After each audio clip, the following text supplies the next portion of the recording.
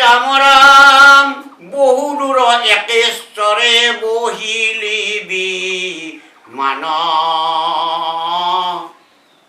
ভাগৰে পিৰিলে তোক দেখো বিদ্য মান ক্ষীণ কলে বৰ তোৰ হাৰ চাল প্ৰায় বুঢ়া বুঢ়ী হেন দেখো বয়স হয়তো বুঢ়া বুঢ়ী হেন দেখো বয়স গবাই শুন সুখী বহু তই মোৰ চৌদেলাক অকাৰ্য মিছাতে আজি লভিলি দুখক তোৰ লগৰীয়া ইটো দুলীয়া খবৰ জানিল নাহিকে দুখ বহে খৰ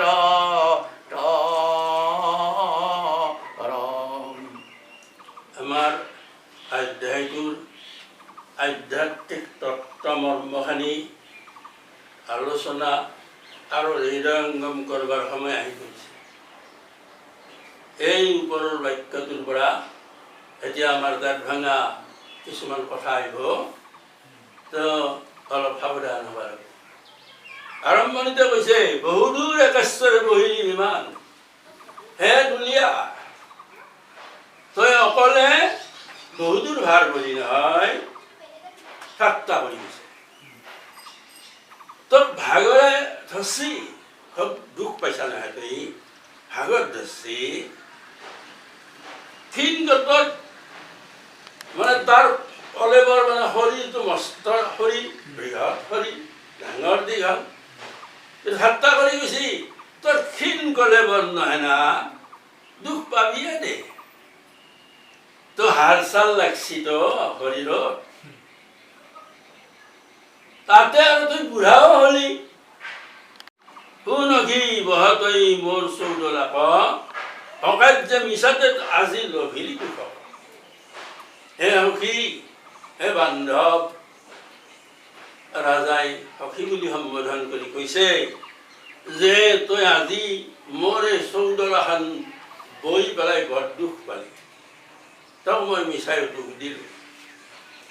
তোৰ লগৰীয়া দুলীয়াবিলাকৰ দুখ একো নাই, সিহঁতে খৰ কৰিয়ে যাই আছে, তইহে আস্তে ধীৰে যাওঁতে এই বিষমভাৱে এই ডলাখন ইকাতি সিকাতি হয়। ৰাম হেন কদৰ্থনা ৰাজা বোলন্তে আশয় শুনিয়া দিজৰ খানিতে কো নাহি হয়। হে মায়াময় তিনি গুণে বিৰচিত দেহ, এই ইহাতেকে মমতা কৰি পাৱে মহাক্লেশ। হে ৰাম জল বুধু বুধু প্ৰায় অথিৰ শৰীৰ, ব্ৰহ্মত সমাধি ধৰি দ্বিজ মহাবীৰ। হে পূৰ্বতে নৃপতিৰ বহৱে বিমান, ও প্ৰাণীংসা ভয়ে কিন্তু হন্ত খাব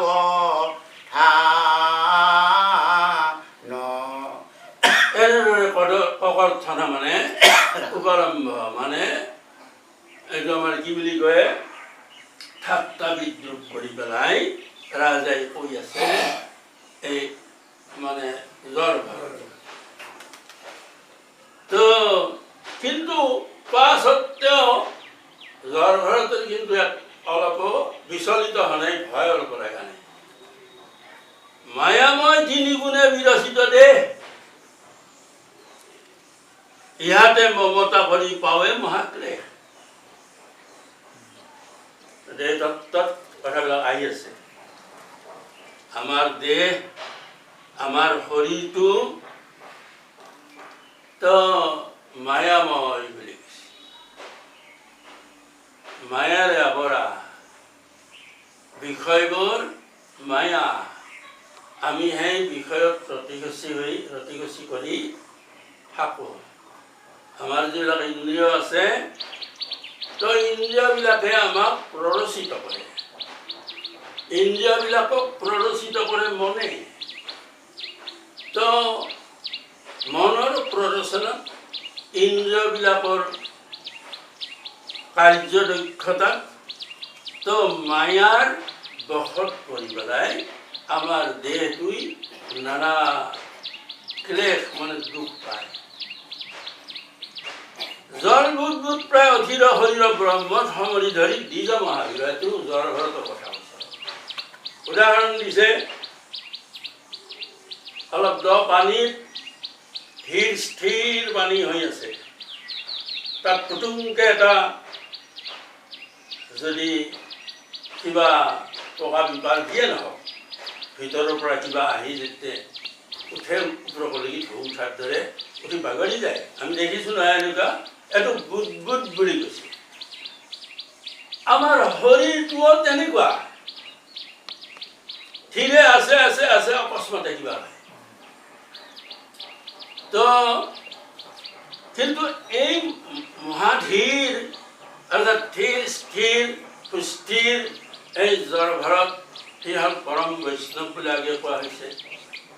তেওঁ ব্ৰহ্মত সমাধি ধৰি, অৰ্থাৎ এই বাটেদি যাওঁতে পথত কিবা পোক পিপাৰ এইবিলাক গছত পৰি প্ৰাণ বিসৰ্জন দিব বা নিজে এইবোৰ হত্যা কৰা হ'ব, এই ভাৱনাত তেওঁ আচ্ছন্ন হৈ আছে।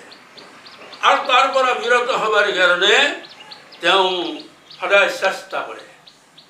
ব্ৰহ্মত সমাধি, প্ৰত্যেক জীৱ ব্ৰহ্মস্বৰূপ। ব্ৰহ্মস্বৰূপ হোৱাৰ কাৰণ প্ৰত্যেক জীৱৰ ভিতৰত স্বয়ং পৰমাত্মা আছে, আত্মাৰূপে ভগৱান আছে। পৰমাত্মা নোহোৱা জীৱ নাই। পাছক আৰু পাম। গতিকে এই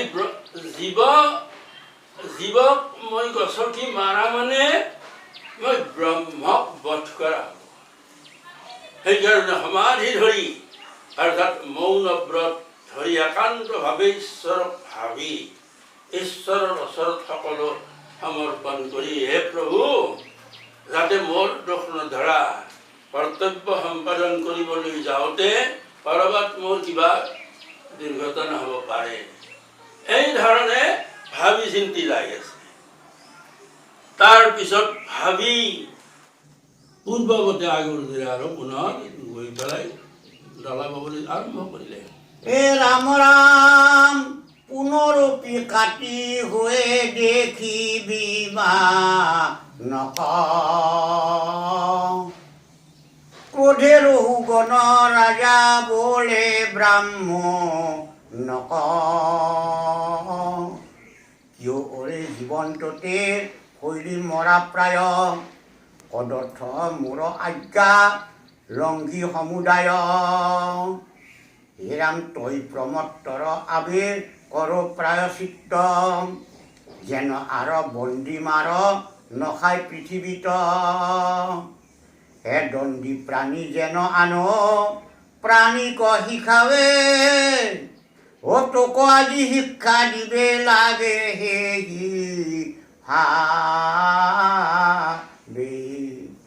পুনৰ যেতিয়া আৰু বিমান ববলৈ আৰম্ভ কৰিলে, সেই আগৰ দৰে আৰু তো বিমানখন যাওঁতে সেই গছকত যাতে পিপাৰটো পকাটো নমৰে তাৰে কাৰণে সাৱধানে দেও দি যায়। আৰু দেও দি যোৱাৰ লগে লগে বাকী তিনিটা ধলং পলং কৰে। হানিয়াৰ বল বেছি, বাকীকেইটা অলপ কিছু লেহুকা। তেতিয়া পুনৰ যেতিয়া আৰু এই অৱস্থা হ'ল, ৰাজাই খুব ক্ৰোধ কৰি পেলাই এই ব্ৰাহ্মণক আৰু ক'বলৈ ধৰিলে। কি ক'লে? কিয় জীৱন্ততে ভৈলি মৰা প্ৰায় পদাৰ্থক মোৰ আজ্ঞা লংঘী সমুদায়। ওপৰৰ বাক্যটো কি কৈছে? কিয় জীৱন্ততে ভৈলি মৰা প্ৰায়। বাক্যটোৰ অৰ্থ সহজ সহজ শব্দ সেইকেইটা, কিন্তু যিটো গাঁথনি, যিটো বাক্য বিন্যাস, সেইটোত প্ৰচণ্ড শক্তি নিহিত হৈ গৈছে। অৰ্থাৎ আমি জন্মৰ লগে লগে মৃত্যু লৈ আহিছোঁ। প্ৰত্যেক জীৱই মৃত্যুমুখী, মৃত্যুৰ লগত আছেই। যেনে উদাহৰণ, আমাৰ মানুহবিলাক বজাৰলৈ আহি আছে, বাটতে মৰিম দেখোঁ, শুনিছোঁ। তো এই যি হয়ে, তেওঁ মৰো বুলি আহিছিল নে? বেমাৰ পাতিও নাই, বজাৰ কৰিম বুলি আহিছে, বাটতে মৰিম। অৰ্থাৎ মানুহে মৃত্যুটোৰ লগত লৈ ফুৰে, জন্মতে মৃত্যুটোক লগত লৈ আহে। এই কথাটোকে জীৱন্ততে ভৈলি মৰা প্ৰায়, তাক কিন্তু উপালম্ব কৰি গৈছে, মানে ঠাট্টা কৰি গৈছে। পদাৰ্থক মোৰ আজ্ঞা লংঘি সমুদায়, মোক তাৰমানে তই ককৰ্থনা কৰছা, কাইদা কৌশল কৰি তই তো মই নুবুজিম বুলি ভাবিছা, কিন্তু তই মনে মনে মোক অদৰ্থনা কৰছা। ককৰ্থনা, পদাৰ্থনা নাই। মই তই প্ৰমত্তৰ বাবে ক'ৰ পৰা চিত্ত যেন আৰ বন্দী মাৰ নখাই পৃথিৱীত। প্ৰমত্ত হ'ল ডাংকপ মাৰা, অহংকাৰী, দাম্ভিক, এনেহেন ধৰণৰ অৰ্থ। তে তই দাম্ভিকৰ মই উচিত প্ৰায়চিত্তৰ ব্যৱস্থা কৰিম। আৰু যেন তোক দেখা পাই অন্য মানুহে তোৰ নিচিনা কৰ্ম নকৰে। দণ্ডী প্ৰাণী যেন আন প্ৰাণীক শিকাৱে তোক আজি শিক্ষা দিব লাগে। সেইভাৱে দণ্ড বিধান কৰি শাস্তি দিলে, সেই শাস্তি খাওঁ মানুহজনে যেতিয়া মুক্ত হ'ব, তেতিয়া আন মানুহক তো সেই শাস্তিৰ বিষয়ে, দণ্ডৰ বিষয়ে কয়। তো কলি আন মানুহে শিক্ষা লয় যে এনে কৰ্ম মই কৰিলে মোৰো হ'ব, গতিকে মই নকৰোঁ। সেই কথাটোকে এইটো ভাষাৰে বুজাইছে। এ ৰাম ৰাম, দণ্ডি লেখে ভাল মতে বহিবিছো দলম, হেন শুনি দ্বিজ বৰে নৃপতিৰ বোলম। দেখিলা দেহতো অভিমান বিপৰীত, ৰজগুণে তমগুণে গৰ্ব বাৰেণিত। এৰাম এতেকে হৰিৰ প্ৰিয় ভকত সবাক, কৰি তিৰস্কাৰ বৰ মানি আপোনাক। হে যোগেশ্বৰ সমস্তৰ পথতো ইহাৰ, ও আতিশয় ৰূপে লৈব হৈ অধিকাৰ। গতিকে তই তোক ভালকে দণ্ড দিলেহে, শাস্তি দিলেহে তই চৌডলা ভালদৰে ববি। এই বুলি যেতিয়া ৰজাই ক'লে, তেতিয়া এওঁ মাত দিছে। তো দেখিলা দেহত অভিমান বিপৰীত, ৰজগুণে তমগুণে গৰ্ব বাঢ়িত। যোৱাৰ ভাৰতে দেখিলে যে ৰাজাই মোক যিখিনি কটু কথা শুনালে, গালি পাৰিলে, তো দেহৰ অভিমানত মই ৰাজা, মই উচিত দণ্ড দিব পাৰোঁ, মোৰ ক্ষমতা আছে, মোৰ কথা শুনিবই লাগিব, এনে যিটো ভাৱ। তো এই ভাৱনা দেহৰ অভিমান বুলি কৈছে। আৰু বিশেষ কৰি ৰাজাৰ ৰজগুণ আৰু তমগুণ দুয়োটা প্ৰবল। তমগুণ নহ'লেতো হতগুণে লগ দিলা হয়, আৰু হতগুণে আৰু ৰজগুণে লগ দিলেতো সি ভালদৰে যায় হ'ল। কিন্তু ক্ৰোধ যেতিয়া আহিব, কাম ক্ৰোধ লোভ মোহ মদ মাৎসৰ্য, এই ছয়টা ৰিপুই যেতিয়া লাগি থাকে, ক্ৰোধৰ সময়ত এই ছয়টা ৰিপুই উত্তেজিত কৰে। তো উত্তেজিত কৰিলে তেতিয়া তমগুণ প্ৰবল হৈ পৰে, আৰু তমগুণৰ প্ৰভাৱত এই ৰাজা ৰঘুগণে পৰম বৈষ্ণৱ জড়ভৰতক তিৰস্কাৰ কৰিবলৈ ধৰিলে বা নানা প্ৰকৰ্থনা কৰিবলৈ ধৰিলে। পাছৰ লাইনটো ঠুগা যোগেশ্বৰ সমস্তৰ পথত ইয়াৰ আদিহাই ৰূপে লইব হৈ অধিকাৰ। যোগেশ্বৰ পথত যোগেশ্বৰ নুগুনি যোগৰ ঈশ্বৰ। কোনি যোগৰ ঈশ্বৰ? প্ৰথমজন যোগৰ ঈশ্বৰ শিৱ, দ্বিতীয়জন ব্ৰহ্মা। তো এই যোগৰ ঈশ্বৰ তেওঁলোক। তো এই যোগৰ ঈশ্বৰ স্বৰূপ প্ৰতিটো জীৱৰ ভিতৰত আছে। শিৱ জীৱৰ মংগলদায়ক, জীৱৰ প্ৰতি দৃষ্টি শিৱৰ অহৰহ থাকে। তো বিষ্ণু তেওঁতো পৰমাত্মা ৰূপে আছেই। গতিকে এই পথত এই যি জীৱবিলাক আছে আশে পাশে, তো সেইবিলাকৰ এই আধিপত্য বিস্তাৰ কৰিব খোজে। অৰ্থাৎ ৰাজাই মই পথত পোৱা পকা পিঁপৰাক তো যাতে অনিষ্ট নহয়, নমৰে, যাতে হত্যা নহয়, বধ নহয়, তাৰে চেষ্টাত থকাতে ৰাজাই সেইটো বিচৰা নাই। তেওঁ তাৰেও আধিপত্য বিস্তাৰ কৰিব খোজে। অৰ্থাৎ ধুনি মৰে বুলি থাকক, খালি মোক চৌদলা পাব লাগে, এনেহেন কথাখিনি কৈছে। এ ৰাম ৰাম হেন দেখি অল্প কৰি হাখিয়া ব্ৰাম মুনে বুলিবে লাগিলা হিত ৰাজা কতে খনে। হে যিটো বুলি আছ তই বৰ দুখ পাইলি, অনেক দূৰকো লাগি বিমান বহিলি।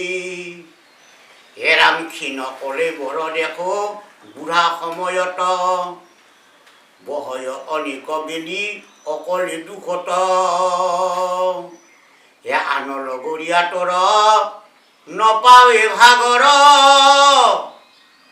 অ শুনো এই ছয় গোটা প্ৰশ্নৰ উত্তৰ। তেতিয়া ব্ৰাহ্মণ ৰূপী ঘৰত কিন্তু ব্ৰাহ্মণৰ চলি আছে। এইটো কথা মই কোৱা নহ'ল, এইকাৰণে কোৱা নাই যে জড়ভৰতৰ কাহিনী ভাগৱতত সকলোৱে শুনিছে, পঢ়িছে। ভাৰতৰ তৃতীয় জন্ম এইটো। প্ৰথম জন্ম ক্ষত্ৰিয় ৰজা, দ্বিতীয় জন্ম কাৰণ ঋষভৰ পুত্ৰ, দ্বিতীয় জন্ম হৰিণ, আৰু তৃতীয় জন্ম ব্ৰাহ্মণৰ ঘৰত। চাৰিটা সন্তানৰ ভিতৰত জড়ভৰত ডাঙৰ আছিল। ব্ৰাহ্মণৰ ঘৰত জন্মিছে কাৰণে তেওঁ ব্ৰাহ্মণ। সেইকাৰণে ভাগৱতত এই ব্ৰাহ্মণকে উল্লেখ কৰি আছে। তো কথাখিনি কি কৰে? হাঁহি মাৰি ব্ৰাহ্মণ ৰূপী জড়ভৰতে ক'লে যে হে ৰাজা, তুমি কৈছা যে তই বৰ দুখ পালি, বহুত দূৰ বিমানখন তই বহিলি, তোৰ ক্ষীণ কলে বৰ, আৰু বিশেষত তই বুঢ়াও হৈছা। তো অকলে অকলে তই ৰথখন বৈছা, তোৰ লগৰীয়াবিলাকৰ ভাগৰ নাই, তোৰহে ভাগৰ। এই বুলি ব্ৰাহ্মণে জড়ভৰতেও এদিকিং কৰি ৰাজা তাৰে এতিয়া উত্তৰ দিবলৈ আৰম্ভ কৰিছে। এ ৰাম ৰাম বিচাৰতো ভাৰ নাহি ইটো জগ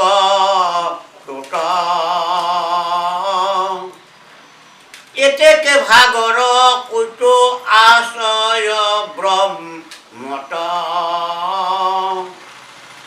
শূন্য হেন চলিবাক আছে তোৰত কোনো ঠাই জাত ব্যাপী আশা আত্মা চলন নাযায় হেৰাম বৃদ্ধ যুৱা কদাচিত নাহিকে আত্মাৰ বদল নাহিকে চিৰ কাল বুজি তাৰ এতেকে পৰমাত্মা সংগতি ক'তো নাই ও আত্মাৰ ডাঙৰ সৰু বিচাৰি নাপাই আৰম্ভ কৰিছে যে বিচাৰত জগতত কোনো ভাৰ বোলা বস্তু নাই এই বিচাৰ শব্দটো ই সামৰণি মাৰি থৈছে কি বিচাৰ তত্ত্ব পৰমাৰ্থিক বিচাৰত তাত্ত্বিক বিচাৰত জগতখন মিছা বুলি কৈছে জগতখন মায়াময় বুলি কৈছে জীৱবিলাক তো বিষয় মায়াময় বিষয়ত আসক্ত বুলি কৈছে গতিকে কৈছে যে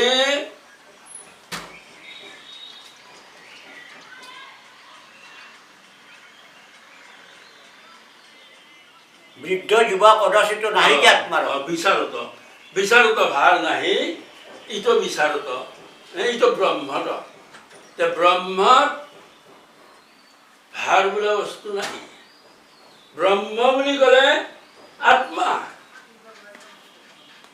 ব্ৰহ্মত এতেকে ভাগৰ কৈতো আছে ব্ৰহ্মত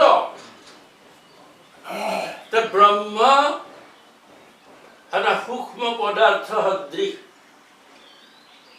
ঈশ্বৰৰ ভগৱানৰ তাৰমানে এটা অংশ একং সদ্বিপ্ৰা বহুধা বদন্তি একস্যাম বহু অৰ্থাৎ ঋগ্বেদৰ এইটো কথা মই এক হৈ বহু হম মই এক সদ্বিপ্ৰৰ পৰা অজস্ৰ বিপ্ৰৰ সৃষ্টি কৰিম অৰ্থাৎ বুজাব গৈছে যে সনাতন ব্ৰহ্মই নাৰায়ণে তাৰমানে তেওঁ এই সৃষ্টিখন বহলাবৰ কাৰণে তেওঁ অজস্ৰ আত্মাৰ সৃষ্টি কৰিছে তেওঁৰ পৰাই এই চব আত্মাই ব্ৰহ্মস্বৰূপ তেতিয়াহ'লে চব আত্মা যদি ব্ৰহ্ম বুলি কয় ব্ৰহ্মত ভাগৰ বোলা বস্তু ক'ত আছে আৰু ব্ৰহ্মৰ ক্ষেত্ৰত ভাৰ বুলি বস্তু এটা ক'ত পৃথিৱীত আছে আৰু প্ৰশ্ন অতি ধুনীয়া শূন্য হেন চলিবাক আছে কোন ঠাই জাত ব্যাপী আছে আত্মা চলন নাযায় ব্ৰহ্মাণ্ড এনে ঠাই আছে নেকি এডোখৰ য'ত আত্মা নাই য'ত জীৱ নাই যদি নাই আছে অৰ্থাৎ নাইয়ে ব্ৰহ্মত যদি কোনো শূন্য ঠাই নাইয়ে তেনেহ'লে আমি ব্ৰহ্ম জীৱই আমি কোন ৰাস্তাৰে ক'ত যাম তাৰমানে যাব লাগিলে আমি ব্ৰহ্মক গছকি গছকি যাব লাগিব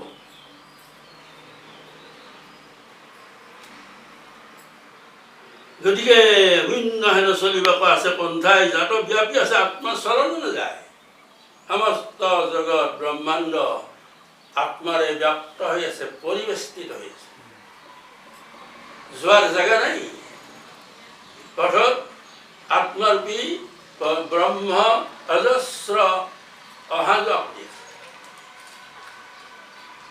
এই যি ৰঘুগণে কথাখিনি কৈছিল তাৰে উত্তৰত এইবিলাক কথা কৈ আছে আত্মাৰ সৰু ডাঙৰ নাই বুলি কৈছে আৰু কৈছে আত্মাৰ ক'ৰবাত বুঢ়া ডেকা আছে নেকি আত্মাৰ সৰু ডাঙৰ নাই বৃদ্ধ যুৱা শৈশৱ কেঁচুৱা আত্মাৰ নাই আত্মাৰ জৰা মৰণো নাই এনেস্থলত বদল নাহিকে চিৰকাল বুজি তাৰ আত্মাৰ বদলি নাই মানে আত্মা আজি জন্মিছে শিশুৰূপে কালি কৈশোৰক যাব পৰহি লাহে লাহে ল'ৰালি কাললৈ যাব চতুৰ্থ দিন আহি ডাঙৰ হ'ব পঞ্চম দিন আহি ডেকা হ'ব নাই আত্মাৰ এইবিলাক নাই বদল নহয়